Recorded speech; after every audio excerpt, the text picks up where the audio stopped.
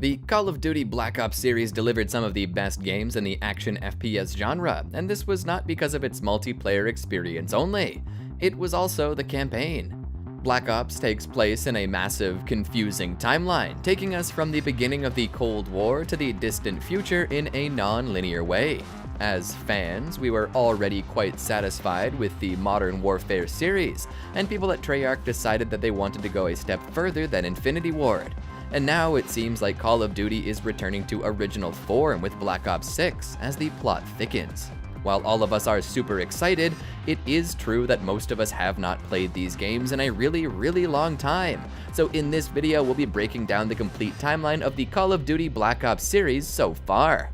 While I said that we'll be going through the whole timeline, we won't dive into Black Ops 3 in detail at this point because the plot is so convoluted and deep that it needs a separate video. If you want that too, let us know in the comments below. With that out of the way, let's dive into the video. Call of Duty Black Ops 1 is the first game we'll look at, which is set in the 60s. In the game, we follow our favorite soldiers, Alex Mason and Frank Woods, through a series of missions during the Cold War. Before we dive into the game itself, it's important to understand what the Cold War was in real life, because the game takes direct inspiration from the real-life events. After the First World War, President Roosevelt thought that a lasting peace was finally possible with countries around the world. However, the Soviet Union turned out to be a big obstacle to his goals. This was because of the Bolshevik Revolution that took place in 1917, where the Russian monarchy fell to the Soviet forces. These forces believed in communism, which was quickly spread throughout Russia. This vision was completely opposite to that of the USA, which was a capitalistic and democratic nation. While this was enough to make them a threat, the Soviet Union's active efforts to get neighboring countries to convert to communism and join them sent shivers down their spine. By 1947, a few years after the end of the Second World War, President Harry Truman announced in a speech that the United States would now actively work to contain the spread of communism and the Soviet Union worldwide. This speech was known as the Truman Doctrine, which led the USA into the Cold War and multiple proxy wars for decades. For those unaware, a proxy war is when countries send support to certain sides in a regional war. The wars that the USA fought directly in were mainly in Korea and Vietnam, with us exploring some of these locations in the Black Ops series as well. Anyways, we all know that during the war there were countless numbers of spies on both sides, and the biggest threat of the Cold War was the nuclear weapons race.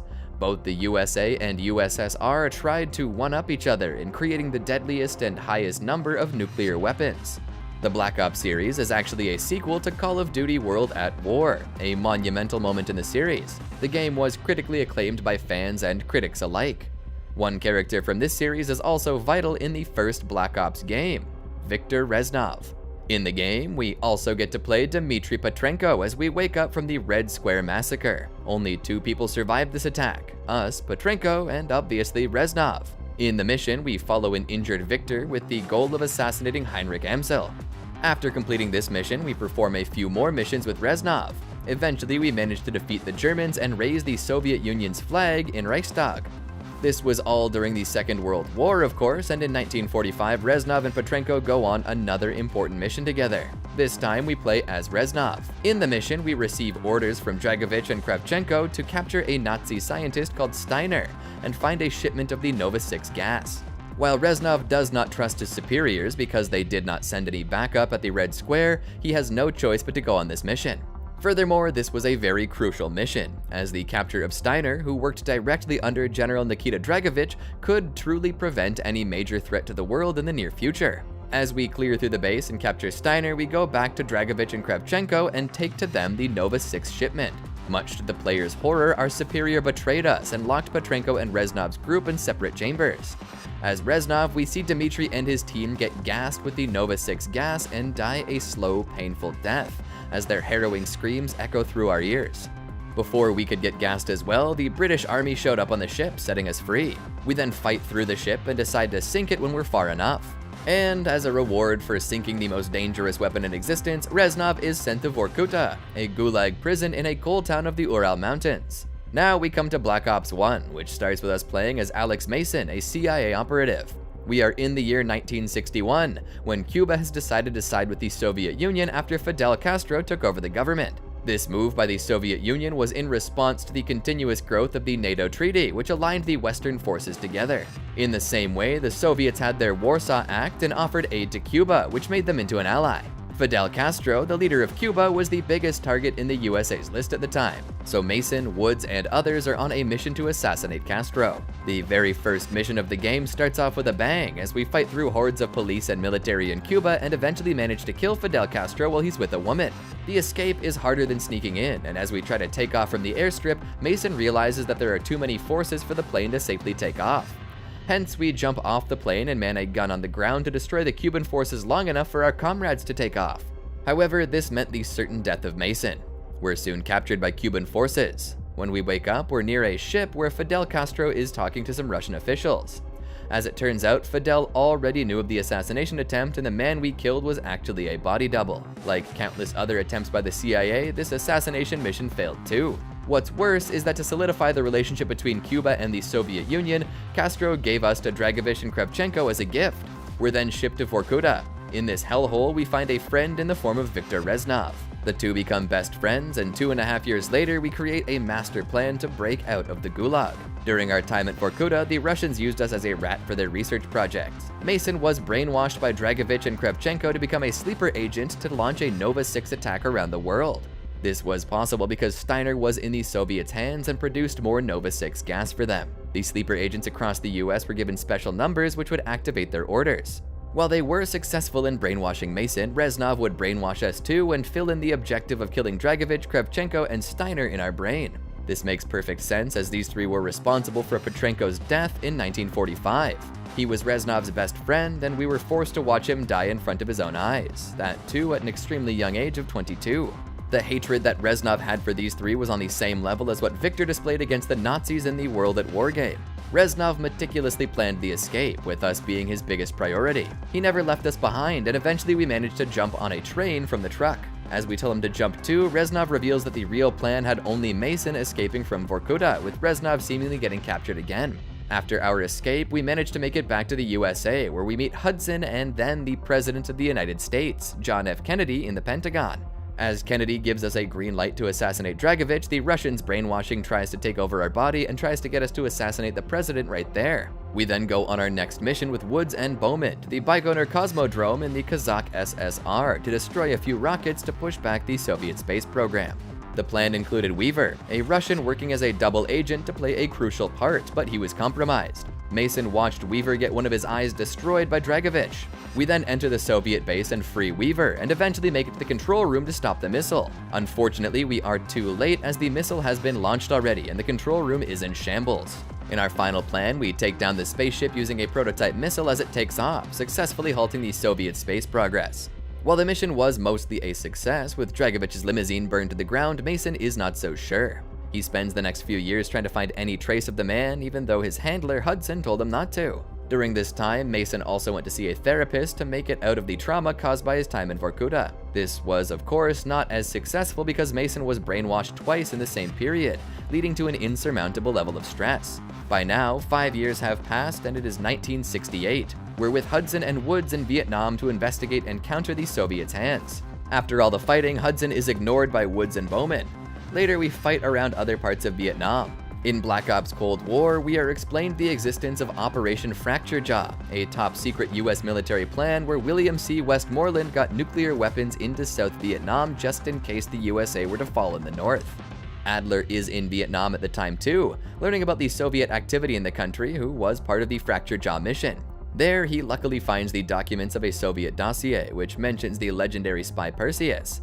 As much as I want to get into this topic right now, we'll have to save it for later when the game expands more in its story. Anyway, Adler and his team managed to get their hands on the nuclear bomb at the Firebase Ripcord, which Perseus was after. In the game and in real life, the Fracture Jaw operation was cancelled after the president learned about it from his national security advisor. The plan was later leaked to the public, garnering massive criticism. While the US had declined any presence of nuclear weapons in Vietnam, the game shows us retrieving it for a reason. At the time, major countries like the USA were ready to use their big new toy whenever possible, and considering the USA and CIA's history, it's almost guaranteed that they did have a nuclear bomb in Vietnam at some point in time. After this, the NVA, or North Vietnamese Army, launched a massive attack on major cities like Saigon, which eventually led to the USA's loss. This attack, known as the Tet Offensive, also destroyed the MACV compound in Hue, where Mason and the others try to find the Russian defector if he is alive. Mason is clearly very desperate, leading a team into such a dangerous battlefield while the chances of the defector surviving is nearly zero. After Mason and Woods clear through many rooms and buildings, Mason breaches through a door but is attacked by a hiding Vietnamese soldier. Fortunately, the defector kills the Viet Cong soldier and saves us. Mason is in utter shock when he sees the defector. It's Reznov. Mason is extremely glad to see Reznov alive, as his staging back at Vorkuta was essentially a death sentence. When Mason asks about Reznov's escape, he does not provide an answer and instead hands a confidential file to Mason. He further explains that Dragovich is planning to launch a massive attack on the West, primarily the US. As we meet Woods and Bowman to make a run for the LZ, we introduce our American friends to Reznov. Here, Woods only talks to Mason about how they have to make it to the LZ, and Bowman does not say a word. While I initially thought that it was the heat of battle, this doesn't make sense. Woods is a chatty fellow and he trusts who Mason trusts. While we do not have any answers so far, things will become clear soon. We then make it to the LZ, where it's decided that the injured will be transported with the first few choppers, with Mason, Reznov, Woods, and others waiting for the next few. They eventually escape the city using boats. This document included information on Dragovich's team, including Kravchenko and Steiner. This document also mentions a doctor from the UK, Dr. Daniel Clark, a heavy supporter of communism. It also states that the doc left for Hong Kong as McCarthyism became popular. This period was known as the Second Red Scare, which began with Truman's executive order in 1947, which we talked about in the first leg of the video. The name McCarthyism stuck out because of the involvement of Senator Joseph McCarthy in the late 40s and 50s. This included accusing people of becoming a communist publicly even without a lack of concrete evidence. The most popular example of this I could think would be Oppenheimer, as seen in the movie by Christopher Nolan. This was quite popular back then, and is straight up considered as defamation now. This Clark guy was actually really smart when it came to science, but could never shut up. His goal was to work on curing diseases in livestock and farmers, but his openly communist views left him ostracized from the scientific community. This forced him to travel to the Soviet Union in 1964, where he was supported by you-know-who, Dragovich.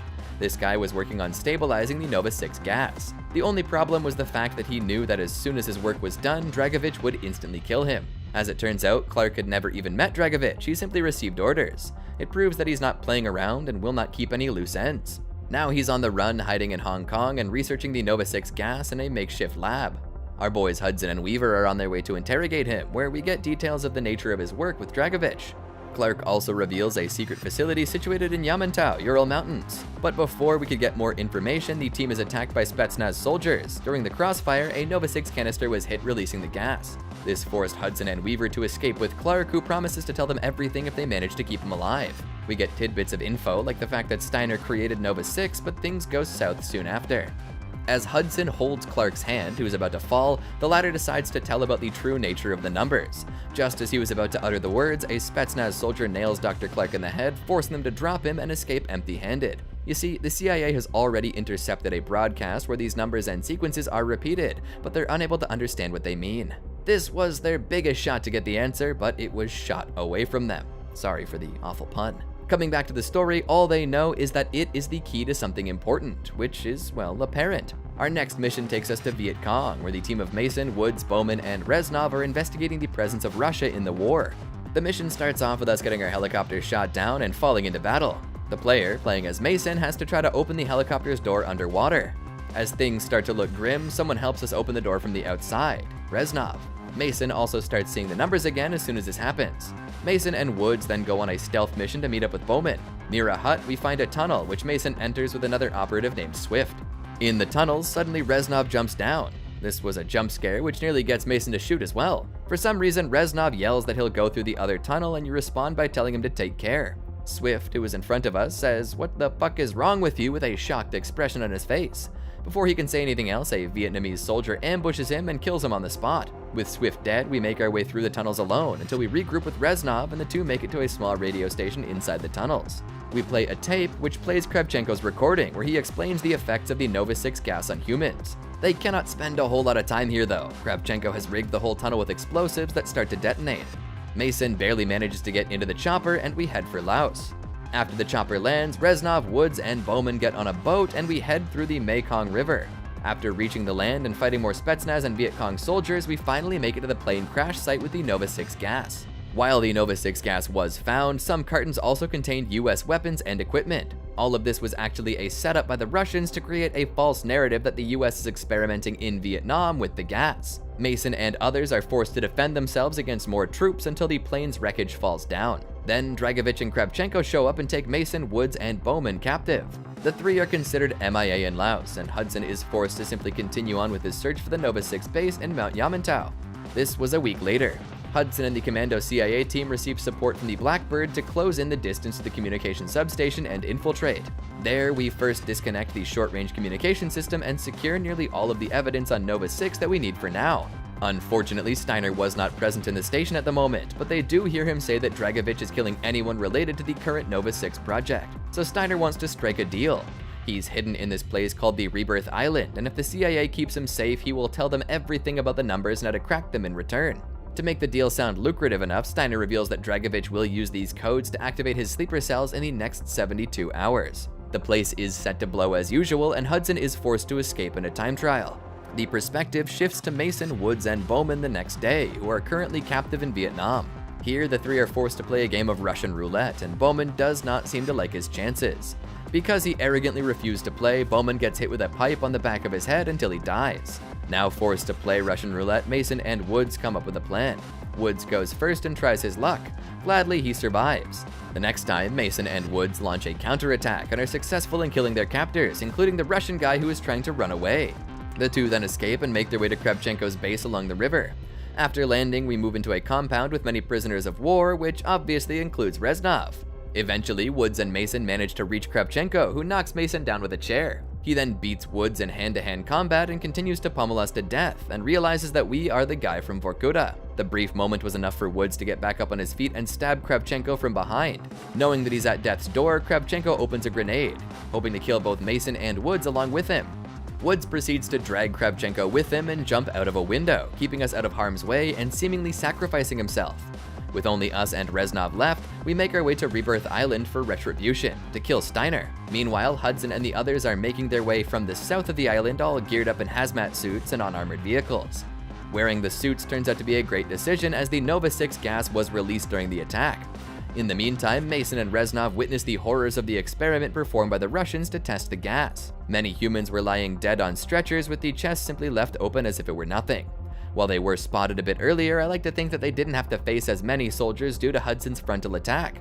Anyway, Reznov and Mason make it to Steiner's position, who's begging Hudson to rescue him as soon as possible. However, he turns around to spot Mason, who grabs him by the collar while saying that this is the end. Steiner realizes that Mason is from Vorkuta, and he tries to explain that they did something horrible to him in that hellhole. However, before he could talk any further, Reznov took over the conversation, talking about how Steiner's evils have cost the lives of numerous men. While Steiner tries to reason, Reznov points a gun to Steiner's head, and at the top of his lungs he screams, "My name is Victor Reznov, and I will have my revenge." As this is happening, we can see some activity in the background.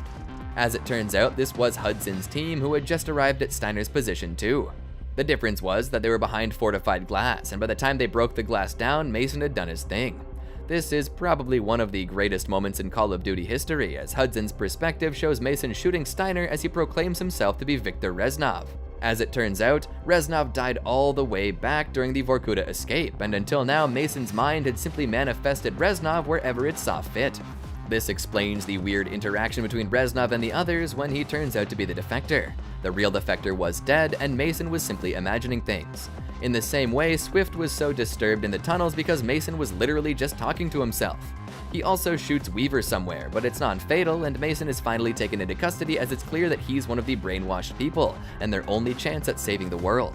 This brings us to the CIA HQ parts of the game, where we, Mason, are locked in the room with interrogators asking us about the numbers. Here, Mason is repeatedly told that Reznov cannot be trusted. It's then revealed to Mason that he was brainwashed by Dragovich, and that these broadcasts would be used to awaken the sleeper cells around the US.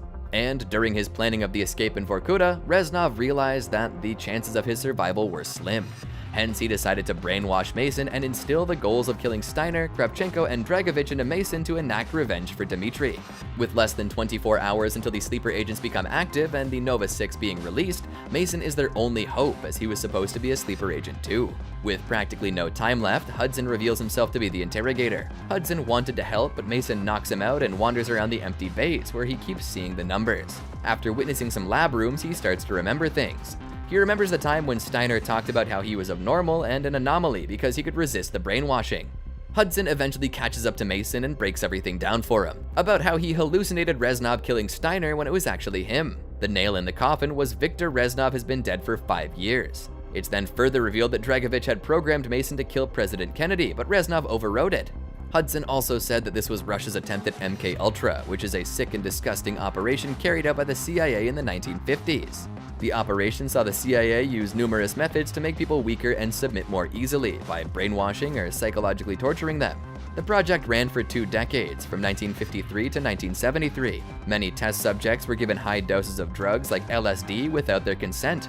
These were regular civilians from the USA and Canada who were drugged and abused in the name of patriotism. They were also tortured by shocking them, hypnosis, sensory deprivation, SA, and tons of other forms of torture. Their aim was to brainwash the Soviet, Chinese, and Korean soldiers. It's good to see Call of Duty use the technique incorporated by the so-called good guys in real life by the bad guys in the fiction, showing just how horrifying it is. Anyway, it's then revealed that Nova 6 is simply one of Russia's many plans, and Hudson pleads for us to listen to the numbers again. After a sequence of numbers, Mason sees a flashback to key moments, like the time he was captured in Cuba, Steiner's death, and more. He then remembers Rusalka, a ship stationed in Cuba which will be used to broadcast the numbers. Mason met the real Fidel Castro near the ship as well. Now, all that's left is to stop the broadcast. With only 2 hours left until the broadcast, the US forces start with an aerial attack, and their intel tells them that Dragovich is the one broadcasting the number. Mason and Hudson are forced to go underwater with diving gear as the station is on the seabed. While the station itself is falling apart, they manage to reach the main room, where Dragovich ambushes Mason, telling him that he should have been their best agent. Before Dragovich can shoot Mason, Hudson shows up, and as the two fire shots at each other, Mason drags the Russian into the water and kills him in anger. Here, there's an important moment where Mason says that Dragovich tried to get him to kill the president, and Dragovich snarkily replies, "tried," before being put down. We'll come back to this in a minute. Back during the mission, Weaver pulls up to the boat and the Nova 6 disaster has officially been averted. However, Dragovich has already dealt enough damage. In the post-credit scenes of the game, we get footage of JFK's infamous parade as the numbers are being told.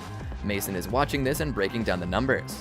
One frame is zoomed in on, and it's revealed that Mason was present at the event where JFK was assassinated, and he was up close. It's heavily implied that Mason was the one who killed President Kennedy, and I believe so too. It's also revealed that only Dragovich and Steiner died, as somehow both Kravchenko and Woods managed to survive. Woods was captured, and 6 months later he was shifted to Da Nang, where he was packed into a container with 17 others. Woods was the only one who managed to survive and escape. Even after all of this, Woods still has that dog in him, and he resumed going on missions in 1975, and went to Vietnam multiple times over the next 6 years. His main objective was to recover CIA parable cipher machines and prevent the North Vietnam Army from getting their hands on them. This was explained through Woods' monologues. He also went into the destroyed Yamantau to get a hold of a man known as Adolf Schlissel, Dr. Steiner's protege, who was rumored to have been working on reviving the Nova 6 project. And with this, we are done the Call of Duty Black Ops game. Next up, Call of Duty Cold War.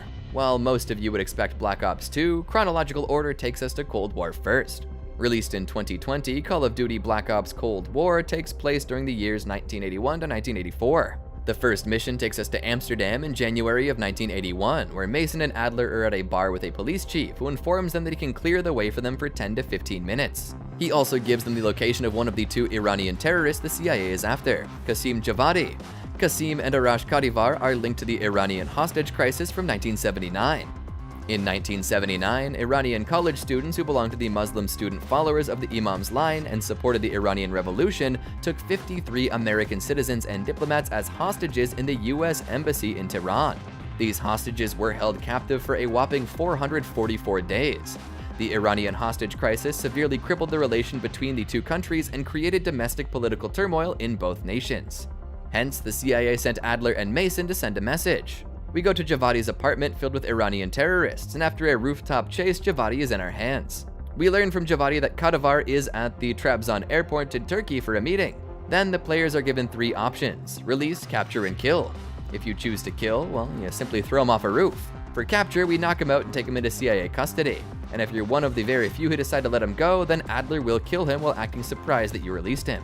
We then head to the airport where Kadavar's men are loading cargo in the plane as he talks with some people in a jeep. After he kills them, we try to take a shot but miss. As he tries to escape in a plane, we chase him in a car while fighting off his forces and eventually use an RCXD and detonate it under the plane, causing it to crash. On the airstrip, Kadavar states that the hostage crisis was just the start of Perseus and that he plans to destabilize the whole of the West. Kadavar is then killed. We then go back to the US to meet up with Hudson. In the mission loading cutscene, we're introduced to Perseus, Russia's greatest spy. It's said that in 1943, Perseus stole crucial information from the Manhattan Project from Los Alamos, where the nuclear bombs were first tested. In 1968, Perseus struck again, hoping to steal a nuclear bomb from the US firebase in Vietnam. Hudson is explaining all of this to the most important people in the United States, who seem to brush off Perseus's existence, even calling him the Russian boogeyman. It's also revealed that Adler is on the team because he's the person who's gotten closest to the man. According to Adler, Perseus's existence is a threat to the free world, which needs to be dealt with urgently. Suddenly, President Ronald Reagan enters the room and approves their mission and everything they need as he delivers a speech about how Russia, communism, and other political views are evil. Adler then goes to West Berlin to meet the team he has assembled. We're playing as Bell, a contact of Adler's from his time with the Fractured Jaw, and he was the one who found the dossier's files in Vietnam about Perseus. We first spoke with Helen Park, and she explained that the M16 has no leads on Perseus for now.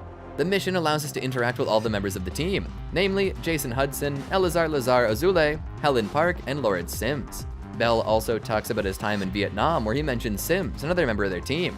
After the documents Bell found were decrypted, they get a few names, and one of them leads to East Berlin. The man, Anton Volkov, is an arms dealer and Russian mobster with ties to cartels and many organized crime syndicates. A kill or capture order has been put on him, and the plan is to force him out of hiding by cutting off his legs or resources. This leads us to Franz Kraus, a man on the CIA's orders for years and one of his couriers. Kraus is actually having a meeting with Volkov in a bar, which makes this the perfect time to get him. The CIA's informant Greta will already be at the bar where the meeting will be held. However, this will not be easy as the security at the East and West Berlin borders is extremely strict. Hence, Adler and Bell are using the U-Bahn tunnels to cross the border stealthily. They're spotted by 2 guards who are quickly taken care of.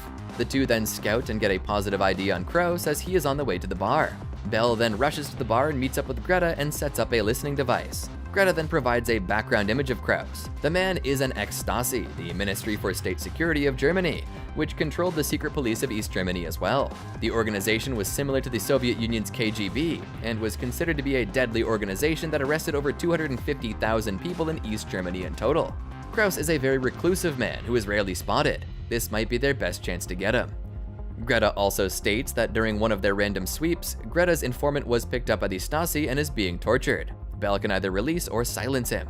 Suddenly, a guy enters the bar and tells Kraus that the meeting has been cancelled because he was followed by someone on his way here. With the meeting cancelled, Greta tries to hold Kraus and the others back while Bell escapes from the bathroom to rendezvous outside of Kraus's apartment. Bell manages to sneak around the Stasi patrols and finds Lucas Richter, Greta's informant. After choosing to either kill or release him, Bell meets up with Greta and Lazar, who is a part of Adler's team. Bell is sent inside Kraus's apartment to get intel. There he runs into Kraus's wife and kid, who were not accounted for in this plan. After knocking them unconscious, Bell goes into Kraus's office and searches for important documents. He stumbles upon a secret room where he finds a briefcase with pictures of nukes. After placing a tracker inside of the briefcase, Bell hears a sound coming from the left side of the room. He opens the closet and finds Greta tied up, only to be hit on the back of the head by Kraus. We wake up to the noise of Volkov and Kraus talking, as Greta is tied to a chair on our right. If you save Greta's informant, then it's revealed that he ratted us out and sided with the Soviet Union. If you kill him, he's not mentioned. Anyway, depending on your answers during the interrogation, Greta might get killed. It's also explained that Perseus is aware of the CIA's most important people and has placed a bounty on our heads. Volkov states that we're damaged goods right before pointing a gun at us. A weird way of saying that you're better, I guess. Right before he could shoot, though, our backup arrives and drops smokes. The Russian forces fall back and try to fight back and escape, but we manage to catch up to him. Bell has the option of either killing or capturing Volkov. We also get some documents that give details about Greta's internal guy's interrogations. Volkov confirms that Perseus managed to smuggle a nuclear device through East Berlin. Volkov's nuclear intel also contained encrypted geocoordinates which pointed to an unpopulated region in Ukraine. Hudson had already sent an aerial recon team, which confirmed that a building is situated in the middle of nowhere, and our next mission is to investigate the site. Woods and Mason are joining us for this mission from Kiev as well. With this, we're finally inside the Iron Curtain, a term used to symbolize how Europe had been divided into two parts during the Cold War. The mission starts with Mason and Woods collecting some evidence and reaching a special live training area modeled after an American town. Woods and Mason decide that it's time to make the Spetsnaz learn about some real American power and open fire. After clearing them out, the two soldiers reach a command center where they learn about the existence of Operation Greenlight. In the files, they find a recording of a call between Hudson and the CIA's deputy strategist Emerson Black. In the call, Hudson states that the nuke that was smuggled out of Berlin was actually a US nuke. The two panic over this, and Hudson states that even Adler's team would not know about it. They also talk about control of the asset and how they will remove it if need be. Woods and Mason are extremely furious and confused. The two go with Adler to confront Hudson, which quickly turns violent as Woods punches Hudson and the latter points a gun at Woods. Hudson says the normal diplomatic answers and puts some blame on Adler too, but it seems to be connected to a different mission as this guy is not aware of Operation Greenlight. Hudson then explains that in 1958, at the peak of the arms race, President Eisenhower was convinced that it would be impossible to retaliate if the Soviet army were to launch a full-scale attack. Hence, Operation Greenlight was born, where the US placed nuclear bombs in every major European city just in case the Soviets decided to expand. In 1974, these bombs were upgraded to high-yield neutron bombs, which allowed them to kill countless people while not damaging infrastructure. Woods and Mason are pissed at this decision for obvious reason, but Hudson tries to defend it. One of the nukes went offline 8 weeks ago, and while Hudson suspected that it was Perseus, he had zero proof until they took photos in East Berlin. Adler now states that since Perseus has an American bomb, he can simply detonate it and the US becomes the world's enemy. In what is arguably the worst comeback, Hudson states that none of this would have happened had Adler not failed. Woods goes in for another punch, but is stopped by Adler, who warns Hudson that the next time something like this happens, he will not stop Woods. The documents also mention Yamantau, a place with which Hudson is quite familiar. Mason wants to go in with Woods. Perseus is also looking into grabbing Dragovich's old mainframe, and so the CIA wants to capture it before the Russians. The CIA already has a man inside the KGB, known as Belikov, who will help them airlift the mainframe from the base. So Mason and Woods take out all the patrolling agents around the SOFCOM base, and upon entering it, they find some frozen bodies of the people that Hudson killed in 1968. Mason still sees some numbers as the brainwashing tries to kick in. The two are then separated, and you can either go all out or make your way stealthily. Woods finds a dig site which they believe is the place where the mainframe is. Surprisingly, there are a ton of Soviet soldiers. After taking them out, Mason and Woods hook up the mainframe to the helicopter and manage to escape while fending off against the final wave of soldiers. 4 days later, it's revealed that Perseus is looking for the names of the sleeper agents that Dragovich used in 1968. Perseus has erased the copy of the names he had. Now, the information only exists in the Lubyanka building, the KGB headquarters. They also get the news that Belikov is back in Moscow. Perfect timing. Adler states that he and Bell will go into the KGB HQ while Lazar provides the exfil. However, Hudson angrily stomps into the corner and protests Bell's participation, stating that Mason and Woods are better suited for this. However, Adler enforces Bell's need for the mission. Hudson seems to be doing too much as he states that Adler is risking the whole operation even though Bell is also a CIA member. Adler states that this is a calculated risk and the cutscene ends after Hudson whines more. During the mission briefing, it's explained that the sleeper agent's records are kept safely in an archives room 100 feet below ground, inside a nuclear defense command bunker. The only way in and out would be through the high-security elevator, and Belikov, their trusted snitch, will help Adler and Bell. Sims is unsure about Belikov taking such a big risk, but Adler states that the threat of nuclear war needs every risk to be taken. Since Belikov is so important, let's take a look at him as well. Belikov is arguably the most valuable asset to the CIA due to his high ranking in the command chain as the head of security. In the 1960s, Belikov was a part of numerous Soviet operations, including training Vietnamese pilots on how to fly Soviet helicopters. However, in 1967, he came into contact with a CIA operative in Vietnam, who managed to flip his perspective to join their side. Belikov has since worked closely with Hudson as his CIA contact. After 14 years, Belikov is making the biggest play for the CIA. Him being the head of security makes it easier, but his unauthorized communications with the CIA have been picked up. Even though Belikov has covered all his tracks for now, a deep investigation will not take long to reveal that he is the mole. Adler and Bell are going to use the old tunnels below the Lubyanka building to close in the distance between them, and then Belikov will provide support. The mission Desperate Measures starts with the player as Belikov, who is communicating with Adler. He needs an access key to the bunker situated on the subterranean level of the building and a couple of Soviet uniforms. Since the KGB is aware that there are some unauthorized talks with the CIA, security has been tightened all around to find the mole, who is Belikov. As he's communicating with Adler, Belikov is suddenly called for an urgent meeting with Gorbachev, a member of the Politburo, which makes all the key decisions. In real-life history, the Politburo's first board members included important people like Lenin, Stalin, and Trotsky. Kravchenko is also present at the meeting with another interesting person joining us, Imran Zakhaev. We obviously know him from the Modern Warfare series, and here he's in his youth and has become a big-time arms dealer in the black market. Gorbachev states that the KGB leader, Reznev, is personally looking into the mole situation. Things get worse as the only person who will have bunker access will be General Charkov. We then talk to Kravchenko, who assures Belikov that they know the exact computer from which the communications were made. With this, Belikov is officially on a timer. We turn down the security cameras and have a few options. Belikov can poison General Charkov and get his access key. If you take this route, the conversation also reveals that Charkov is aware that Belikov is the mole. The other option is to reroute the codes and make it seem like Charkov is the culprit. For this, Belikov will have to deliver the rewritten codes to Kravchenko. Charkov gets detained and we can steal the key and remap it for our use. Furthermore, you can also get a guard to kill Charkov. If you did not kill Greta's Link Richter before, he will be there at the HQ too, and Adler will ask you to take him out.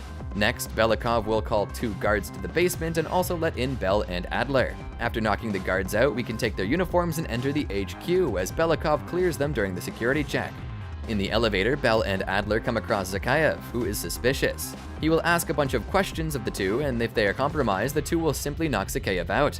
If Zakhaev fails to find anything crucial, he'll simply get off at his stop. After exiting the elevator, the only choice is to shoot our way to the bunker. The first thing to do is to cover an escape plan, for which a gas grenade is placed into the ventilation system. Bel and Adler have to hold off their position while the data is downloaded onto the drive. As we begin our escape, we see Belikov on his knees with a gun to his head. The truth has been revealed. This is where the gas grenade comes in handy as it manages to knock everyone out. We put a gas mask on Belikov and the 3 of us shoot our way out. We manage to escape from the Lubyanka building successfully. Later, Black and Hudson are talking about the mission and even talking about Bel. Hudson feels like the team is underestimating the enemy. The conversation then shifts to the sleeper agents list, where one sticks out: Theodore Hastings, a nuclear engineer from Salt Lake City. Hudson believes that Perseus will activate this man, and he has already ordered a total surveillance of Hastings, who will eventually lead them to Perseus. Later, Adler is briefing the team for their next mission as Theodore has led them to Cuba. It seems like the stolen nuke is being kept at a vacant government facility in the Cuban countryside. The mission is clear: take out Perseus. Before the mission, Mason and Woods are supposed to go on to special operations. The first is Operation Chaos, where they have to get a hold of Robert Aldrich, a traitor from the CIA who is helping Perseus set up a network inside the US. After some decoding, it's revealed that Aldrich is moving towards New Mexico, and our goal is to intercept his convoy. The fight leads us to a motel where he's being guarded by a group of mercenaries. The mission ends as Mason manages to kill Aldrich. The second operation is called Red Circus, where intel reveals Perseus had an insider's influential position, where he would bring in a new Soviet era with only one superpower. The man helping him is Major Vadim Rudnik. This leads us to Uzbekistan to hunt him down. Woods provides sniper support as we clear the buildings and kill Rudnik and escape. The Cuba mission's briefing begins, where Langley believes that Castro will help Perseus smuggle the nuke inside the States in exchange for learning the details of the nuke.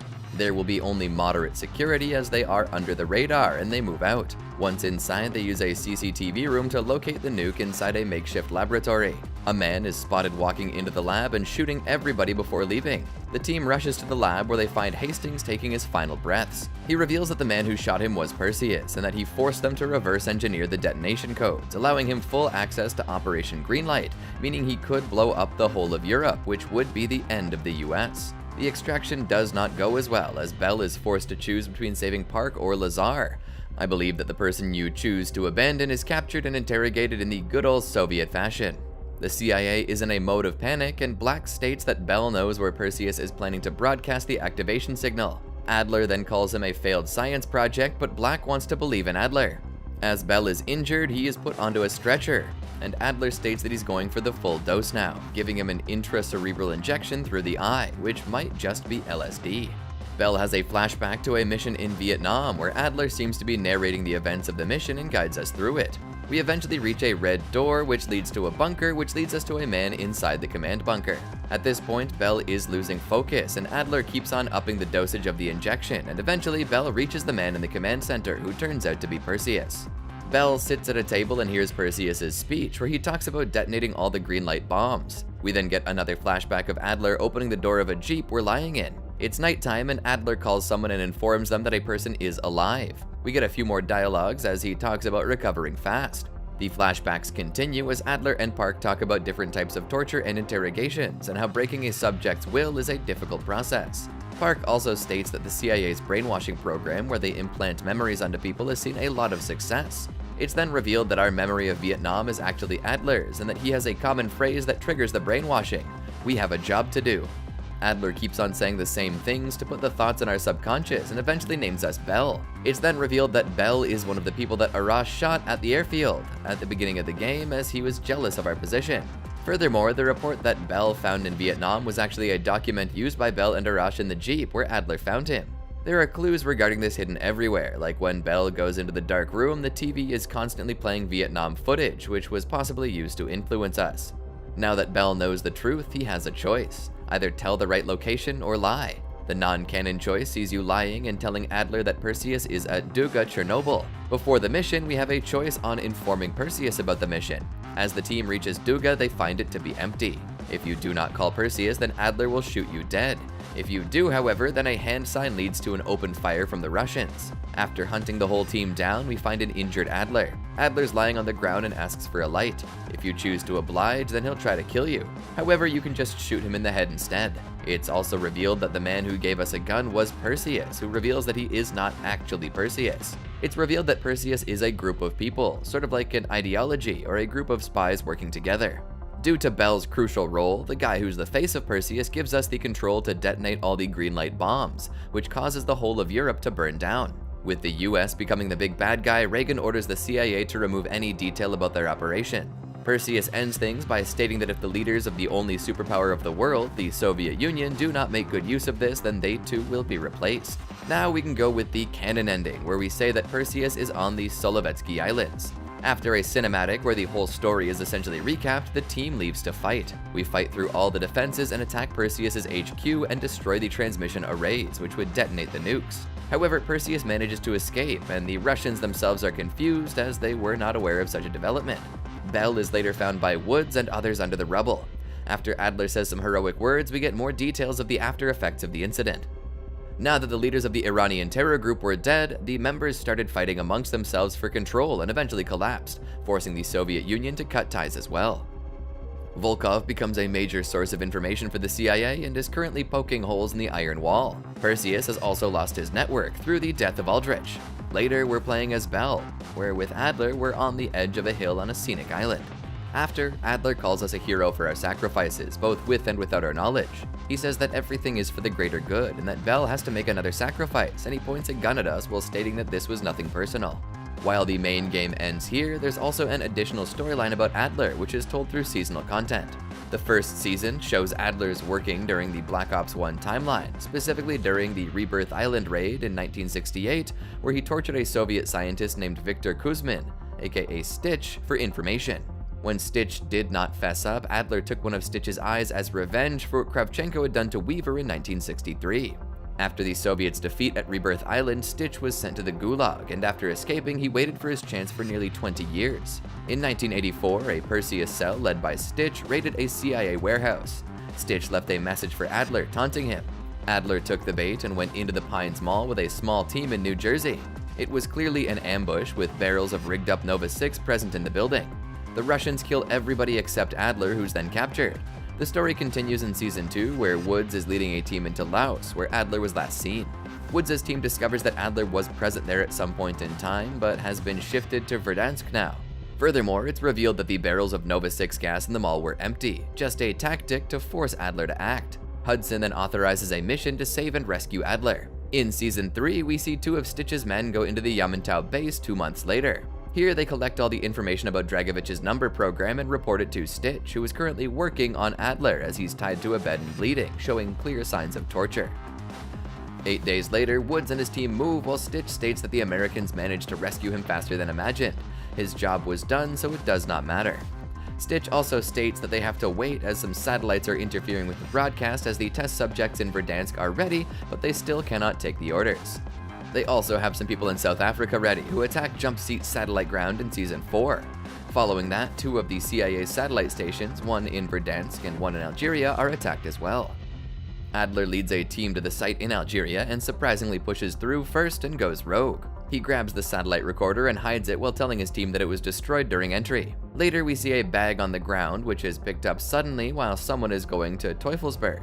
A month later, Woods leads a team to the same place in Germany to the Echelon NATO listening station to capture Kutsune Tanaka, one of Stitch's operatives who is uploading the numbers protocol and turns it on, causing Woods and his teammate Stryker's team to attack them. The two barely make it out alive. Here it becomes known that Adler took the recorder and Hudson presumes that he's compromised. Adler has been off the grid recently, working on something in Verdansk. Woods gets Mason and the two go to Verdansk and capture Adler. Adler is interrogated in the same room as Mason by Mason himself, who manages to break through the brainwashing. Adler then reveals that he spent his time planting explosives all over Verdansk City in an attempt to destroy Stitch's operation. While the latter wanted them to get defused, some of them went off, destroying large parts of the city. The whole group goes to Verdansk to kill Stitch, and eventually they find him in the woods. Adler confronts him alone with a pistol. Stitch tries to use the programming again, but Adler manages to push it away with ease. Stitch notes that his work is done and that his dying would change nothing. Adler inquires about Perseus's location, to which Stitch replies that Perseus is an ideal, not a single person. He then points to Perseus's grave. Perseus having died in '83 of cancer. Stitch calls him a great man, and after some more talking about how Stitch's plan is already in motion and how there will be another Perseus, Adler puts a bullet in the back of the head of Stitch, putting an end to him. With this, we can enter Call of Duty Black Ops 2, which spans from 1986 all the way into the future, which is, well, now-ish in 2025. It's been 2 years since Stitch's death, and Mason has retired from the CIA, and he lives with his son in Alaska. Their relationship is a bit rough right now, as even though Mason retired after his wife's death to take care of David, which the son asked for, he is a tough father. As we can see, David does not completely realize Mason's intentions. He is also not the best at communicating his feelings, a normal military dad. Anyway, their bonding session comes to an abrupt end as a helicopter lands near the house. It's Hudson, who wants Mason to return so they can save Woods, who's stuck in Angola. Woods was helping Jonas Savimbi's United Rebels fight back against Angola's ruling party, the MPLA. The MPLA was backed by the Soviets, which meant that the USA had to get involved. Here, Woods was captured by Raul Menendez, who wanted to learn about the CIA's information on him. Before we can rescue Woods, we have to help Savimbi once again, which starts with one of the most brutal beginnings in a Call of Duty campaign as we see a man get burned to death. Savimbi leads his army as we join them in fighting off against the MPLA. We then go to find Woods from the information provided, and it checks out. We find a container where more than a dozen soldiers are lying dead with blood all over the walls. Woods is the only survivor, but he has sustained major injuries and is starved and dehydrated. We sneak close to a base, and Mason gets into the radio station to call for extraction, but the guy on the radio pulls a grenade, even with a gun to his head. Mason fires a bullet at the man, which hits his face, and we escape. Mason and Hudson are then forced to carry Woods while protecting themselves from hordes of soldiers, eventually reaching the coast where Savimbi rescues us. The man on the radio was actually Raul Menendez. Menendez, a Nicaraguan, was born in 1963 and spent his early years struggling due to the country's instability because of the Nicaraguan Revolution. During this time, the USA had sent Contras, a special group of forces who are a proxy army for the states, to put the region under control, as it was of importance to American corporations. This created a sense of hate towards the USA for Menendez and his countrymen. As if this was not enough, the catastrophic earthquake in 1972 destroyed their home and anything that was precious to them. Just a year after the earthquake, the warehouse in which Raul and his sister Josefina were sheltering in caught fire. Josefina was left with horrible burns, which crippled her. When Raul first found his sister, he believed she was dead as her burns were so bad. At that moment, he took her necklace and tried to kill himself with the sharp edge, believing that he had seen enough of this treacherous life. However, Josefina woke up and managed to convince Raul not to kill himself. Later, Raul learned that the warehouse was burnt down for insurance fraud, worth only $11,000, which solidified his hatred for the United States. As a teenager, Raul joined his father, Jose Luis Menendez, in selling drugs to support the family. This venture turned out to be quite profitable for them, as they became rich and powerful, even becoming known as the Legends of Managua. The Menendez cartel had become a massive name in the underworld, and the CIA got wind of this too. In 1982, they sent a task force to eliminate Raul's father, which succeeded. Raul was here too, but they let him go because he was not on their list. Now, Menendez loathed the US and became involved himself in anything that could harm the Western country. This is why he was at the radio station, as he supplied weapons to the MPLA. The CIA also learns that Menendez is allegedly smuggling guns into Afghanistan, and the CIA is interested in him now. Mason and Woods are here to help the Mujahideen and a Chinese agent fend off the Russians. In return, the Mujahideen leader, Abdul Rahman, would provide important intel on Menendez. During a mission, we also managed to capture Kravchenko. He's then interrogated by Woods. During the interrogation, Reznov's programming on Mason starts to kick in again, as we start seeing numbers and the player has to press the X button to stop Mason from shooting Kravchenko in the head. Woods later kills Kravchenko anyway, but it is ideal to resist as Kravchenko reveals that he supplied weapons to Menendez and that there is a mole in the CIA. And to our surprise, the Mujahideen turns on us at the very next moment and captures us because they are working with Menendez themselves. Xiao was left to die with us too, and Mason gets another vision of Reznov saving them. After surviving this, it takes a few months for something important to happen. Later, Hudson, Woods, and Mason join Panamanian dictator Manuel Noriega to capture Menendez. Apparently, the US also paid him $1 million for Menendez's location. We watch the Panamanian Defense Force enter Menendez's room with force, and they knock out his sister Josefina as well. This sends Menendez into a fit of rage as he murders one soldier after breaking free. He's then recaptured by a group of men and injected with a tranquilizer. When Menendez wakes up, he's at the outskirts of his area, with Noriega standing in front of him with a shotgun. Noriega proceeds to shoot his comrades and frees Menendez, hoping to earn his trust and support. However, his soldiers' actions put Josefina in danger, and hence Menendez brutally attacks Noriega and leaves the area to find Josefina. We then play as Menendez, who storms through the whole compound alone, becoming a bullet sponge out of sheer rage as he tries to find his sister. Mason, Woods, and Hudson are heading into the apartment themselves, but there's a lot of tension between the three. Woods is rushing through and wants to kill Menendez because of what he did to him and his crew before, while Hudson wants to capture Menendez and follow orders. Mason is left in the middle, as Hudson asks him to keep Woods in control. Mason and Woods were supposed to not be present at the time of Menendez's capture, but Woods rushes through and Mason is forced to follow.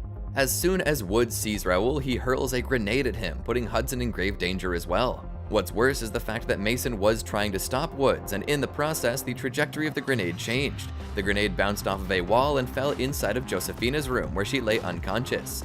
The whole room blew apart and Josefina was dead. His sister meant everything to Menendez, and now that she was gone, there was an empty pit inside Raul. The last time she nearly died, Raul tried to kill himself. However, this time his hate had grown with his age, and he was ready to get revenge, but not so fast. In 1986, Woods and Mason were tasked with capturing Noriega as a direct order from President George H.W. Bush. The mission starts off with us planting drugs in his room to ruin his reputation. During the mission, Hudson suddenly stops communicating and randomly comes back to tell us to lead Noriega to a US border for a prisoner exchange, which is only referred to as Nexus. Later, it's only Woods and Noriega, where it's revealed that the masked prisoner held by the forces is actually Menendez. Hudson orders Woods to shoot him in the head. While the obvious choice is to shoot Menendez in the head, you can shoot him in the leg as well. Later, as Woods and Noriega head back to check the body, Noriega starts smiling slyly, which makes Woods feel super suspicious. Woods rushes to the body and removes the cover on the head, and it's revealed that the person who Woods shot was actually Mason. Before Woods can hurt Noriega, Menendez fires at Woods' knee with a shotgun. Raul proceeds to shoot at Woods' other knee at point blank, crippling him as he passed out. When he wakes up, Woods sees Menendez, Mason's son David, who's been drugged, and Hudson in a shed. It becomes clear that Hudson was forced to give the orders to protect David's life. Now, Raul allows Woods and Hudson to choose who will die, and Hudson almost instantly volunteers himself from the guilt and pain of having his friends killed. Raul kills Hudson. Surprisingly, Menendez spares Woods and David, stating that he'll enact his final act of revenge later. As years go by, Menendez does not make any big moves. During that period, the Soviet Union and its Iron Wall fell in 1996. Imran Zakhaev, who we saw in the Lubyanka building in Black Ops Cold War, has become a true big shot now, selling nuclear material from Chernobyl on the black market. David was raised by Frank and went on to become a Navy officer, eventually becoming a part of the coveted SEAL Team 6. He's a lieutenant commander now, with his close friends Mike Harper and Javier Salazar working with him. There, Menendez returns and visits him after decades. He gives Josefina's pendant to Woods, saying it now begins, and disappears. Menendez has also become the leader of a very popular movement with over 2 billion followers, known as Cordis Die. The words translate to the Herd Day in Latin, referencing Josefina's pendant. As for the world powers, Russia is still trying to recover and another Cold War has begun. China's Strategic Defense Force versus NATO, all caused by Menendez. He launched a cyber attack on China and destroyed their stock market, crippling the country. It was believed to be an attack from the US, and in retaliation, China banned all exports of all extremely rare earth elements, including one known as celerium. David and the others meet in Old Woods in the CIA's retirement home called the Vault, where he tells them everything that he knows about Menendez and asks them to kill him no matter what. A special forces group led by David goes into a Cortes DA lab in Myanmar to gather information. There they find Eric, a scientist who is hiding in a bunker made by a company known as Tacitus. Eric shows them a celerium chip, a quantum computer that can hack any supercomputer in the world. He also states that Raul is planning a massive cyber attack and mentions karma. Before he can say anything else, he is shot in the head by Cortes DA soldiers, and the special forces have to force their way out. On their way out, David asks Salazar about Menendez's hate for the USA, and he explains the peril of the people of Nicaragua and how America played a major role in it and whatnot, which makes people sympathize with him. The SDC, led by Tian Zhao, who the boys worked with in Afghanistan, is now trying to extend China's borders in the Cold War, starting by attacking US bases in India. While the first mission is mandatory, the rest are not compulsory, but if you want the best and canon ending, then they are a must to complete. Zhao also tries to capture Iran, and we have to prevent this. Mason and Harper are in Pakistan at the same time. They're here to learn about a man known as DeFalco, Menendez's second in command. They are in the capital city of Lahore, which has been hit by a massive flood.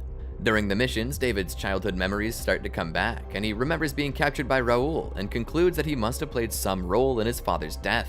After inquiring with Woods about it, the latter decides to come clean and tell the truth, revealing how he killed Mason and what led Raul to take such drastic measures. They then infiltrate one of Menendez's bases known as Anthem and record his talk with the ISI, aka the Pakistani intelligence agency. Here we learn that Zhao was forming an alliance with Menendez as well.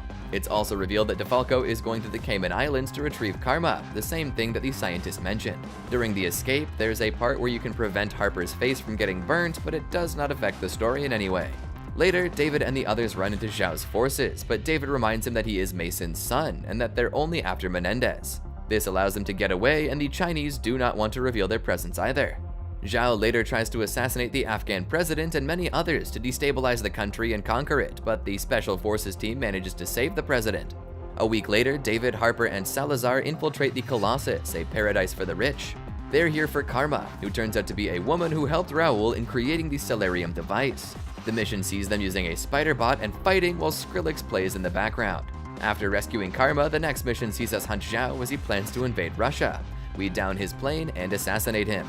A few days later, a CIA double agent named Farid becomes part of Menendez's team in Yemen. The plan is to capture Menendez, but he manages to escape the attack. After Farid finally catches up to Menendez, it's revealed that Raul does not trust him. He forces Farid to point a gun at Harper, who was captured after his helicopter was destroyed. You have two choices here: shoot Menendez, who is standing right behind Harper, or kill your teammate. Choosing the first option would be the worst, as Raul manages to kill you instead, and killing Harper is the canon choice. Later, Salazar manages to capture Raul, who does not put up any fight for some reason. He's taken to the USS Barack Obama for interrogation, as it's their main base of operations. Here, it becomes clear that Salazar has sided with Menendez and set him free. This was all part of his plan. Salazar also tries to kill Karma, but if Farid survives, then he will give his life to protect her. Now Menendez is able to hack into the US military computer system with the chip he hid in his fake eyeball. Salazar can either be captured or killed as Menendez launches a full-scale attack on Obama. If you completed all the side missions and assassinated Zhao, then the Chinese forces would come to the aid of the SS Obama and help it fend off Cortes DA.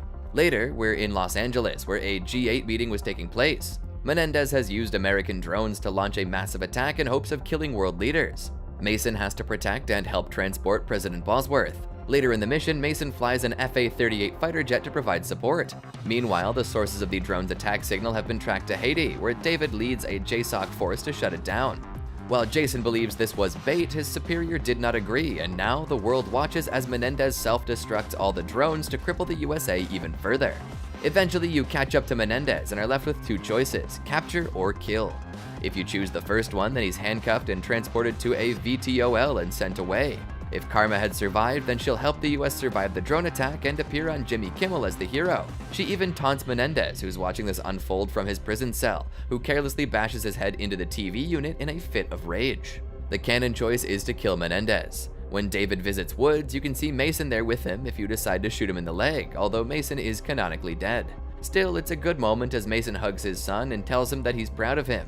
A video by the Cortes DI channel was posted on YouTube after Menendez's death, where he states that he will be assassinated and tells his followers that they know what needs to be done. There are multiple iterations of the ending as well. If Chloe and Menendez live and Mason dies, then karma prevents the attack and David and Woods visit Mason's grave. David retires from the military. If only Raul dies, then the Cortes DI followers will riot across the world, leading to massive destruction, but Mason will reunite with his son and Woods. If only Karma survives, then she will prevent the cyber attack and David and Woods will visit Mason's grave. If all three of them are killed, then the cyber attack is successful, his followers riot as well, and the usual visiting of the grave and retirement. If only Raul and Mason survive, then the cyber attack is not prevented and he manages to break out of custody and kills Woods, proceeding to burn himself at Josefina's grave. Mason will visit Woods here, but David will not be present. The worst ending by far is if only Menendez survives. The cyber attack is successful, he breaks out of custody and brutally slices Woods' throat, and then burns himself to death at Josefina's grave. David and Mason do not visit Mason's grave either. The final ending is the cast including Menendez playing as a band alongside Avenged Sevenfold. While people think this is pretty weird, I'd say that it's actually pretty badass and scales high on the freedom scale. If we go by the canon ending, then after Menendez's death, Cortes DI was dissolved and his shell company Tacitus Corporation's assets were frozen. In 2028, the company's IP were sold off, where Coalescence Corporation bought a lot of it, which helped make tons of drones and robots from this IP. The European Union also fell in 2025, with many nations turning to Russia for help. By 2028, NATO was done for as well, and the US lost much of its power and influence. In 2026, the US Allied Drone Defense Act was passed, which set multiple layers of security and fail-safes on military networks and also isolated them to prevent a large-scale attack. The ballistic missile defense system had become operational too, finally breaking the Cold War. Even the Chinese export was contracting by 2033. This brings us to the end of the story of the Black Ops series so far. Call of Duty Black Ops 6 is set in the 90s, close to the fall of the Soviet Union. The game will feature a secret organization as well. If you guys want a specific video talking about what to expect about the campaign of Black Ops 6, then comment below, and make sure to like and subscribe because these videos take a lot of effort. Thanks for watching, and we'll see you next time.